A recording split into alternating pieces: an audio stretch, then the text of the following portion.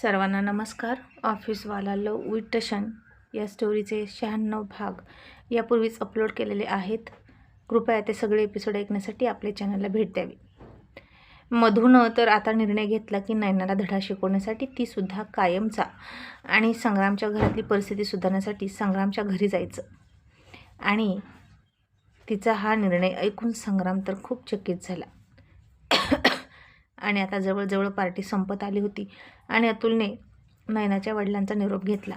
मधूनसुद्धा नयनाकडे बघितलं आणि म्हणाली, थँक्स फॉर बेटर सर्व्हिस असं म्हणून तिच्यावर उपरोधिकपणे हसली आणि संग्रामच्या हातात हात घातला आणि बाहेर निघाली. आणि आता सगळेच घरी गेले. नयना मात्र फार चिडली होती आणि घरी जाऊन ती तिचा राग नेहमीसारखा सगळ्या वस्तूंवर काढायला लागली. जितेंद्र मात्र खूप कंटाळा होता आणि झोपलेला उठला आणि हाताची घडी घालून तो बेडला टेकून बसला आणि तिची ही सगळी आदळ आपट तो हाताची घडी घालून बघत होता. आणि तो तिला म्हणाला, नयना तू हे सगळं विस्कटतेस, पण लक्षात ठेव सगळं तुला उचलावं लागेल, मी उचलणार नाही. आणि नयना चिडून म्हणाली, का नाही उचलणार, तुला उचलावं लागेल. जितेंद्र म्हणाला, मी तुझा नोकर आहे की तुझा नवरा हे एकदा मला सांग, म्हणजे मी कुठली तरी एकच ड्युटी करेल. जर तुझा नोकर असेल तर तुझा नवरा म्हणून मी इथे येणार नाही, आणि जर तुझा नवरा असेल तर नोकरासारखं काम करणार नाही. आणि त्याच्या या ॲटिट्यूडने नयनाला प्रचंड राग आला होता.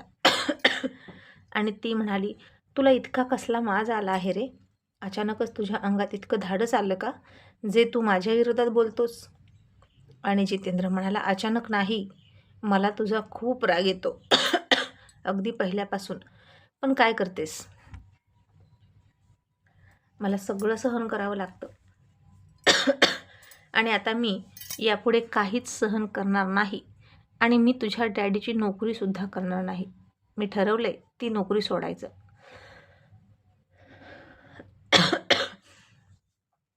आणि नयना म्हणाली, जितेंद्र खबरदार, जर तू असं केलं तर तुला कोण दुसरीकडे नोकरी देईल रे.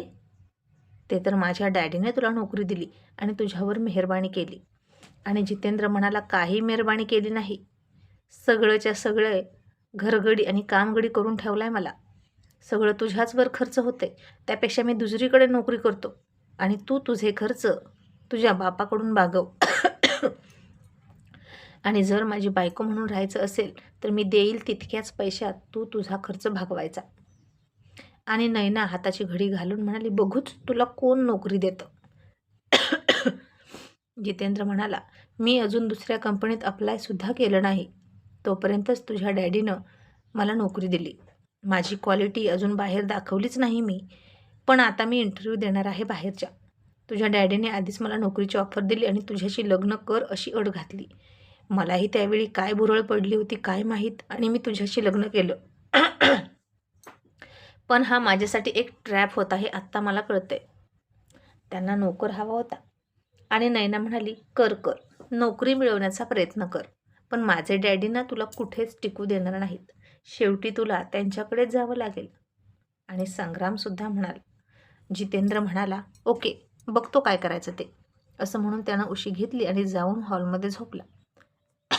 तर संग्रामनं ते बघितलं. त्याला जितेंद्रलाच वाईट वाटलं, पण आता कुठेतरी असं केल्याशिवाय नयनाची खोड मोडणार नाहीच असं त्याला वाटलं.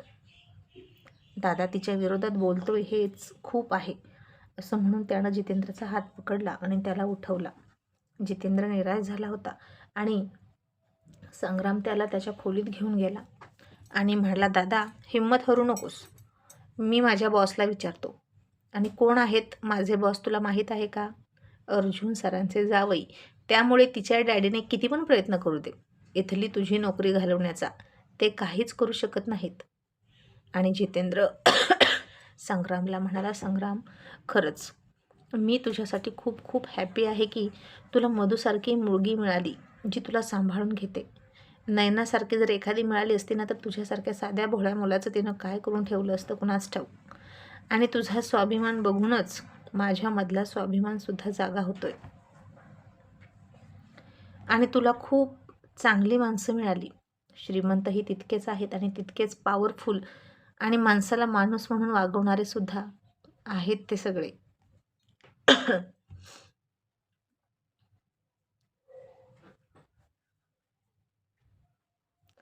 अरे कुठे ते मधूचे डॅडी इतके मोठे असून त्यांनी तुला मिठीत घेतलं आणि हृदयाशी लावलं, आणि कुठे ते नयनाचे वडील जे मला कायम पायात ठेवायला बघतात आणि त्यांचे बूट पुसायला लावतात. सतत त्यांच्या मागे पुढे करून मला वैताग येतो रे. आणि संग्राम म्हणाला, तू टेन्शन नको घेऊ दादा, मी बघतो काय करायचं ते. पण एक गोष्ट मात्र नक्की, तिथं जर काम करायला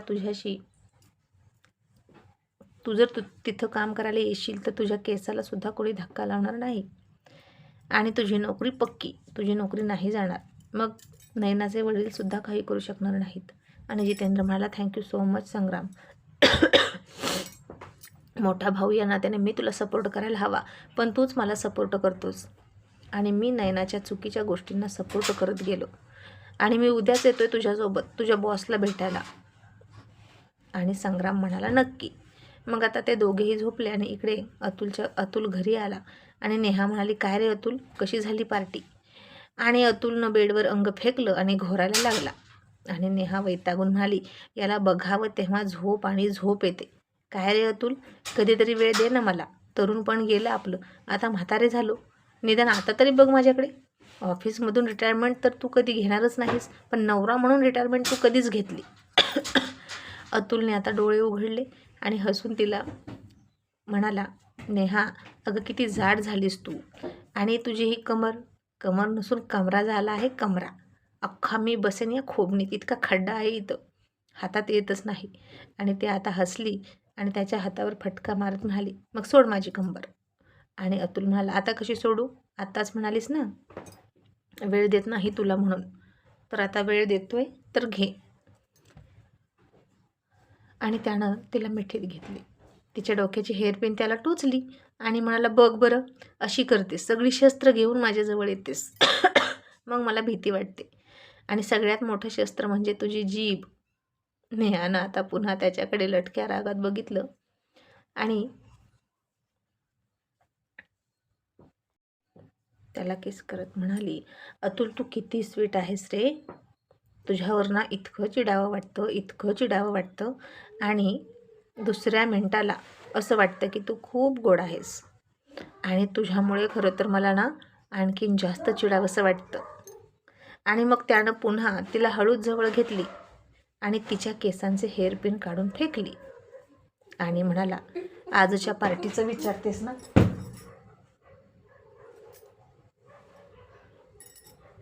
अगं आजची पार्टी आहे ना, ती खूप मस्त झाली आणि ती तुझ्या मुलीनं गाजवली.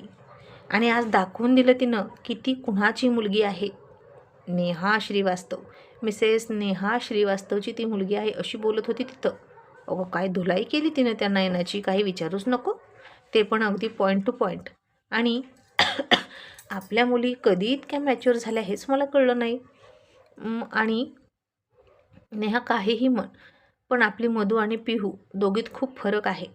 पिहू किती शांत आहे, अगदी माझ्यासारखी. आणि मधू रणांगणातली तळपती तलवार, समशेर, अगदी तुझ्यासारखी. नेहानं आता पुन्हा त्याला मिठी मारून त्याचा कान पिरगळला आणि म्हणाली, घेतलंस ना स्वतःकडे क्रेडिट? तो म्हणाला, पण अर्ध क्रेडिट दिलं की तुला मधूचं. पण खरं सांगू, मुलींनी असंच असावं, अजिबात अन्याय सहन करायचा नाही आणि इतरांवर अन्याय घडू पण द्यायचा नाही. मधूचं सुद्धा तसंच आहे. तिला संग्रामवर त्याच्याच घरात होणारा अन्याय अजिबात आवडत नाही. आणि म्हणून ती त्याची इतकी मदत करते. नेहा म्हणाली, आणि तिची मैत्रीण कोण आहे माहीत आहे ना? मी आई असले तरी आर्या देसाई तिची मैत्रीण आहे. लहानपणापासून दोघीही तशाच, एखाद्याला धडा शिकवत बसतात म्हणजे बसतात. पण काय रे अतुल, आपल्या मधूचं काय सुरू आहे मला जरा कळेल का? आता परीक्षेजवळ येईल ना तिची, आणि ती काय गुंतली आहे या प्रकरणात संग्रामच्या. आणि अतुल म्हणाला, नेहा तिच्या मॅटरमध्ये पडू नकोस, फक्त सपोर्ट कर, माझं ऐक. आणि तुलासुद्धा या सगळ्या ड्राम्यामध्ये एक रोल मिळणार आहे बरं का. मधूच्या मम्मीचा रोल तूच करायचा, जसं आज मी डॅडीचा रोल करून आलो. आणि नेहा म्हणाली, पण अतुल, मधूला काय मिळणार आहे हे सगळं करून? आणि अतुल म्हणाला, एक चांगला लाईफ पार्टनर. आणि आपल्याला एक चांगला मुलगा. संग्राम खूप छान आहे नेहा. आज मी त्याला भेटलो. त्याचा स्वभाव बघितला आणि त्याचा स्वभाव लाखात एक आहे.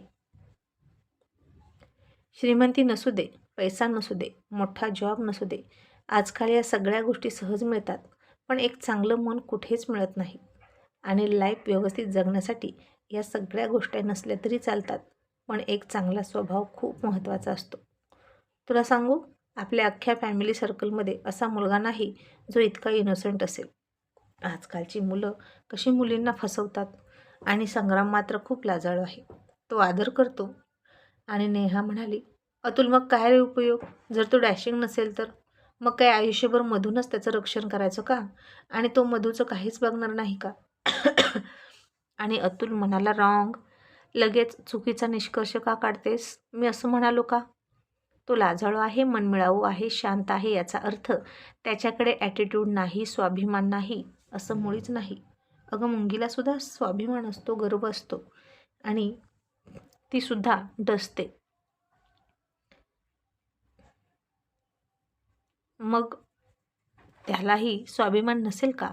मधूला जर कोणी काही बोललं ना त्याच्या फॅमिलीत, तर तो सुद्धा मधूच्याच बाजूने भांडतो आणि घर सोडीन पण मधूला सोडणार नाही असं म्हणाला.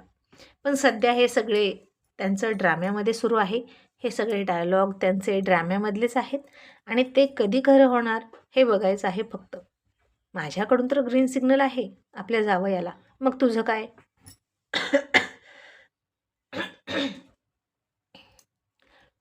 आणि नेहा म्हणाली, आता तू हे मला विचारतोस का? मी फक्त तुझी चॉईस फॉलो करणार, जसं तू म्हणशील तसं. आणि अतुलनं छातीवर उजव्या बाजूला हात ठेवला आणि म्हणाला, oh my God, oh my God, save me, कुणीतरी मला वाचवा. नेहा घाबरली आणि म्हणाली, अतुल काय झालं? अरे अतुल काय झालं तुला? असं म्हणून ती खूप घाबरली आणि याच्या छातीत दुखतंय की काय असं तिला वाटलं. आणि अतुल आता हसून म्हणाला, तू इतक्या पटकन ॲग्री झाली आणि माझ्या छातीतच दुखायला लागलं.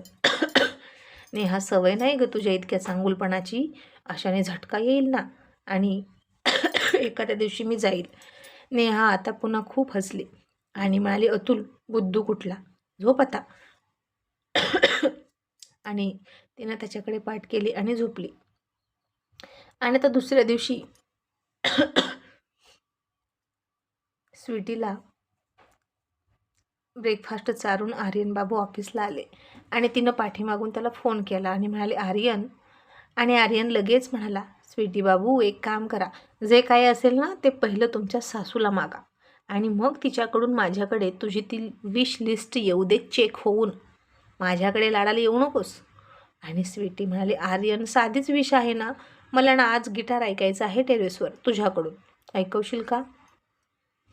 आणि आर्यन म्हणाला, गुड गर्ल, अशा विश मागाच्या घरातल्या घरात पूर्ण होणाऱ्या, ओके.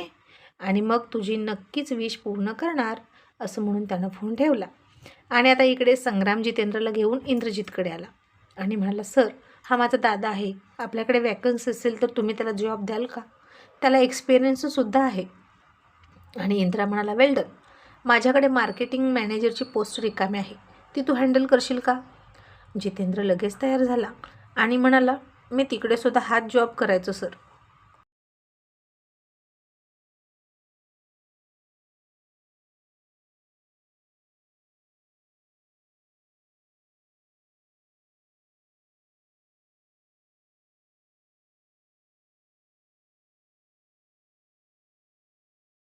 आणि इंद्रा म्हणाला, मग तू तो जॉब का सोडला आणि तुला तिकडे सॅलरी किती होती? जितेंद्र म्हणाला, सर ॲक्च्युली मला ना तिथे माझी इम्प्रूव्हमेंट वाटेना. तशी कंपनी चांगली आहे पण मला ग्रोथ काहीच करता येईना म्हणून मी कंपनी सोडली. आणि इंद्राला त्याचं उत्तर फार आवडलं. जुन्या कंपनीला त्यानं नावं न ठेवता त्याचं गुणगाणच केलं, खरं खरं सांगितलं. आणि इथेच तर खरी माणसाची पारख होते. ज्या कंपनीने इतके दिवस आपलं घर चालवलं तिला सोडताना नावं ठेवायची नसतात. आणि इंद्रा म्हणाला, सॅलरी किती होती? आणि मी तुला तेवढीच सॅलरी देऊ शकतो, तुझं नुकसानही करणार नाही. मला माहीत आहे तुझी ग्रोथ व्हावी, फायनान्शियल इम्प्रूव्हमेंट व्हावी म्हणून तू इथे ती कंपनी स्विच ऑफ करून आलास, पण मला परवडणार नाही. माझी कंपनीसुद्धा नवीन आहे. आणि जितेंद्रनं आता मुद्दाम तिकडे जितकी सॅलरी होती त्याच्यापेक्षा कमी इथे सांगितली. आणि ते ऐकून संग्रामनं त्याच्याकडे चकित होऊन बघितलं. आणि आता इंद्रानंसुद्धा तो सॅलरीचा आकडा ऐकला आणि तोसुद्धा खुश झाला आणि म्हणाला मला परवडेल, तो आजपासून जॉईन होऊ शकतो. आणि मग जितेंद्रनं लगेच प्रोजेक्ट मॅनेजरची पोस्ट हातात घेतली आणि त्याला संग्राम म्हणाला, दादा तू पैसे का कमी सांगितलेस, तिकडे तुला पगार जास्त होता ना. आणि जितेंद्र म्हणाला, हो कमीच सांगितले, कारण आता कमी पैशातच मला घर भागवून दाखवायचं आहे. आणि जर मी अनुभवी असलो तरी कंपनी नवीन आहे ना, मग मिळून मोठी करूया आणि मग हक्काने इंद्रा सरांकडे सॅलरी मागूया वाढवून. पण इथे जॉईन होण्या अगोदर कपूर कंपनीत जातो आणि रिझाईन करतो. आणि जितेंद्र मिस्टर कपूरच्या कंपनीत गेला आणि त्याला उशिरा आलेला बघितला आणि नयनाचे डॅडी म्हणाले, जितेंद्र ही काही वेळ आहे का ऑफिसमध्ये यायची, तू माझा जावई आहेस याचा गैरफायदा घेऊ नकोस, आता आपल्याला जास्त काम करावं लागणार आहे. आणि नयना तक्रार करत होती, तू तिच्यासाठी डायमंड नेकलेस का नव्हता घेतला. आणि जितेंद्र म्हणाला, मी आता स्वतःलाच विकतो आणि घेतो तिला हार, किंवा एखादा आणखीन पार्ट टाईम जॉब करतो. रात्री पण घरी जात नाही, आराम करतच नाही, फक्त तुमच्या मुलीच्या इच्छा अपेक्षा पूर्ण करण्यासाठी झिजून जातो. हेच हवंय ना तुम्हाला. आणि मिस्टर दळवी म्हणाले, जितेंद्र जास्त बोलू नकोस, लक्षात ठेव तू माझ्याकडे नोकरी करतोस, मी तुझा बॉस आहे.